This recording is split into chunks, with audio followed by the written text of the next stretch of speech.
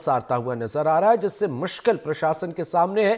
प्रदेश में 24 घंटे में कोरोना के 24 नए संक्रमित मिले हैं। प्रदेश के 7 जिलों से कोरोना संक्रमित मिले हैं। रायपुर से 11, रायगढ़ में 5, कांकेर से 3, दुर्ग से 2, बेमेतरा, जांजगीर और सुकमा से एक कोरोना मरीजों की पुष्टि हुई है। प्रदेश में कोरोना के एक्टिव मरीजों की संख्या अब 131 हो गई है।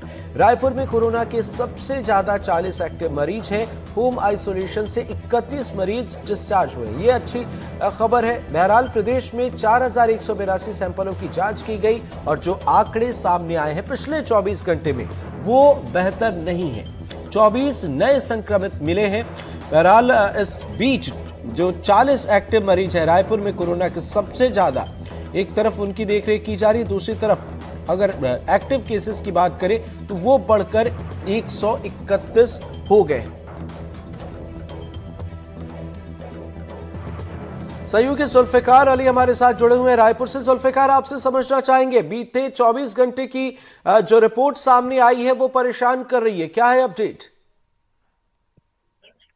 बिल्कुल अमृत, बीते 24 घंटे की जो रिपोर्ट देखें और छत्तीसगढ़ में 4000 से ज्यादा लोगों ने अपना है, तो उस लिहाज से जो 24 मरीज सामने आए हैं तो उससे ये साफ है कि छत्तीसगढ़ में कोरोना की जो स्थिति है वो बहुत सुखद नहीं है और यहाँ पर से बढ़ते हुए नजर आ रहे हैं, जिस पर लोगों को एहतियात बरतने की सबसे ज्यादा जरूरत है, क्योंकि JM1 जो कोरोना का नया वेरिएंट आया है उसको लेकर सतर्कता बरतने के केंद्र सरकार ने निर्देश दिए थे। फिर उसके बाद छत्तीसगढ़ के स्वास्थ्य विभाग लगातार उस पर मॉनिटरिंग कर रहा है और सभी जिला अस्पतालों में पर्याप्त सुविधा उपलब्ध कराने के लिए कहा गया है।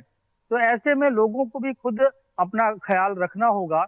हालांकि छत्तीसगढ़ में अगर देखा जाए तो जो टारगेट दिया है कि हर जिले से 100 सैंपल होने हैं, लेकिन उससे ज्यादा छत्तीसगढ़ में सैंपलिंग हो रही है। बीते 24 घंटे में 4000 से ज्यादा सैंपलिंग होने का मतलब ये है कि लोग यहाँ पे जागरूक हैं और अगर उन्हें किसी भी तरीके की दिक्कत हो रही है, जैसा कि डॉक्टरों ने पहले एडवाइजरी जारी की थी कि अगर 3 दिन से ज्यादा अगर उन्हें बुखार, सर्दी, खांसी है और ठीक नहीं हो रही तो वो वायरल इन्फेक्शन नहीं है, उसकी वो जाकर जांच कराएं।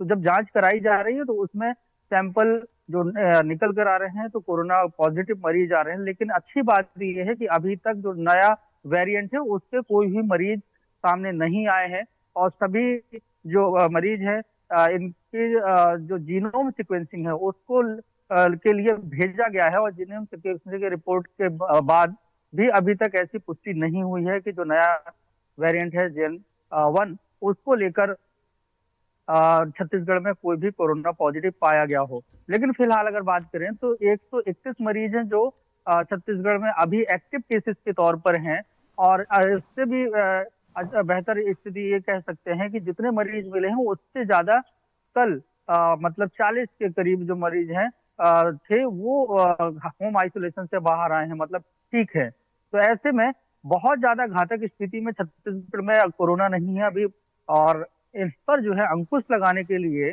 लोगों को सतर्क रहना होगा, खुद का ख्याल रखना होगा, जैसे कोरोना की गाइडलाइन हो उसका उन्हें पालन करना होगा। जुल्फिकार, एक अहम सवाल यहां पर खड़ा होता है, ये जो आंकड़े सामने आए हैं, चौंकाने वाली बात यह है कि ये किसी एक जगह से नहीं आए हैं बल्कि पूरे सूबे में अलग अलग जगहों के आंकड़े हैं। तो ऐसे में प्रशासन के सामने, सरकार के सामने एक बड़ी चुनौती कहीं ना कहीं खड़ी हो गई है, क्योंकि ये अगर किसी एक शहर के आंकड़े होते तो उसे बेहतर तरीके से और कम वक्त में सुलझाया जा सकता था, लेकिन हर जगह कमोबेश मामले जो सामने आ रहे हैं वो डरा रहे हैं।